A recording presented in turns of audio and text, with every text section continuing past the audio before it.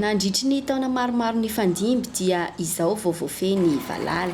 Izany no tontosa dia noho ny fiaraha-misalahany fanjakana malagasy amin'ny alalan'ny ministeran'ny fambolena sy ny fiompiana miaraka amin'ny fanohanan'ireo mpiara-mombony antoka ara-teknika sy ara-bola ho fiantohana trano ny fanjarian-tsakafo ireo mpamokatra. Tanjona ny tsy isian'ny voly ravan'ny Andiambalala intsony.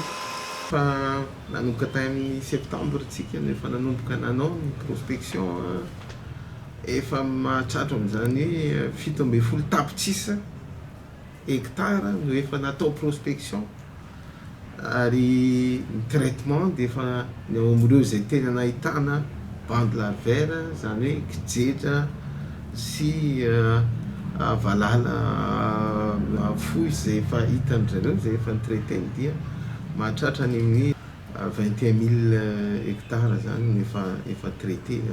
Tsika tsy hijanona amin'izao amin'ity mandeha mialoha tsika indray devancer lasa taloha ny valala amin'ity fatatsika hoe aiza ny alehany dia efa tonga dia mamoa marina fa mety nisy nahita koa hoe teraka madinika kely ny ariva fa tsy le zao madinika kely iny dia efa manao traitement fa miandry le izay ataon'izay hoe 3e stade zay vao manao traitement satria misy ihany koa fitantanana mba tsy hoe ho atotatota be eo fotsiny ny pesticide sy ny hoentimanana ny fitaovana entimanana zany fa misy kady zay atao technicien hoe rehefa mahatratra an'izao zany hoe izay nataon'izay hoe efa miale bebe dia tonga koa génération manaraka zay vao manao an'ilay traitement ka tsy tokony teraka ahiahy be loatra sy tahotra ho an'ireo mpamboly ny fahitana an'ireny hoe akijetra kely vao teraka ireny fa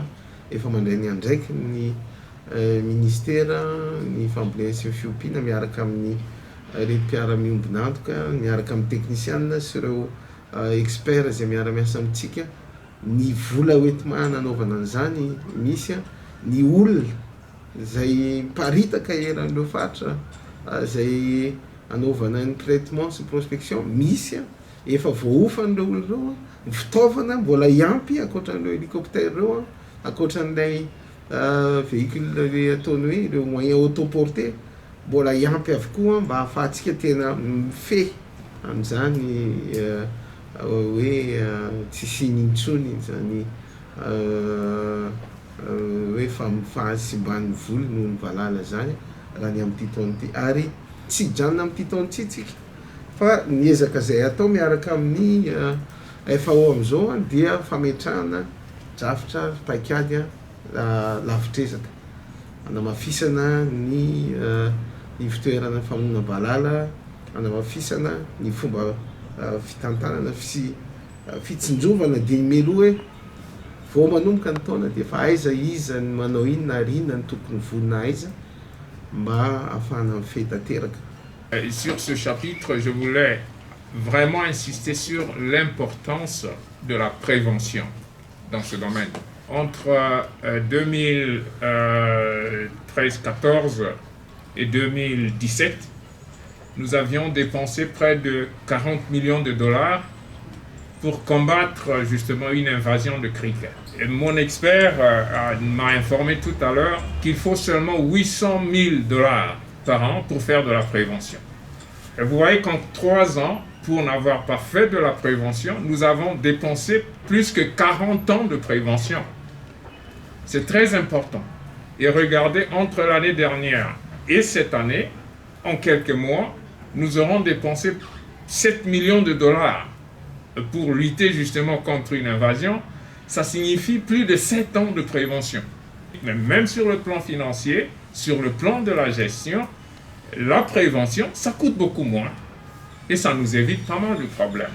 Mariana fa vao herinandro lasa izay no nanatanterahana ny fandarofana sakana na traitement en barrière ka nahafahana niaro velaran-tany mihoatry ny 2 alina hektara. Nitohy tamin'ny asa fitsirihana izany ka nahitana valala mananelatra tamina velaran-tany manodidina ny 3 hektara ary efa maty avokoa ireo taorian'ny nampiasana fandarofana antanety sy anabakabaka. Moi, ce que je peux vous rassurer, c'est les paysans doivent cultiver leurs champs, ils sont tranquilles que les moyens mis sur place, c'est pour les protéger. Ils ne vont rien craindre. Secondo, le matériel qu'on a reçu, c'est du matériel de la dernière technologie nouvelle. Que ce soit les équipements des hélicoptères, que ce soit les équipements terrestres. Nous sommes conscients de l'écosystème fragile de Madagascar. C'est pourquoi le choix de 3 familles pour les pesticides et les pesticides. On utilise les inhibiteurs de croissance et ça ne peut être utilisé que contre les larves. Et c'est économique en même temps pour l'environnement parce qu'on utilise 15 litres pour produire 5 hectares. Donc si vous voulez, c'est 200 cc par hectare, donc c'est rien. Fantatra teto nandritry ny valandresaka ny fanaovany minisitry ny fambolena sy ny fiompiana tao amin'ny Braon tao Anosy niaraka tamin'ireo mpanao gazety ny alatsinainy 7 febroary 2024 fa efa arahy maso akaiky ny fahafoizam-balala hita tao Manja, Befandriana Atsimo, Ankazoabo ary Tampony Orombe ary horaisina an-tanany faran'izay aingana vantany vao tonga amin'ny dingana fahatelon'ny kijeja ny Valala. Dingana izay ahafahana mampiasa ny fitaovana efa eo am-pelantanana toy ny angidimby sy ny ranom-panafody famonoana bibikely. Ny volana Jona ho avy izao no vinavinaina ho fotoana fitonian'ny Valala ho an'ity taona 2024 ity ka zava-dehibe araka izany ny fampiarana ny fanaraha-maso dia ny mialoha ho fisorohana ny fandaniana volabe sy iarovana ny tontolo iainana.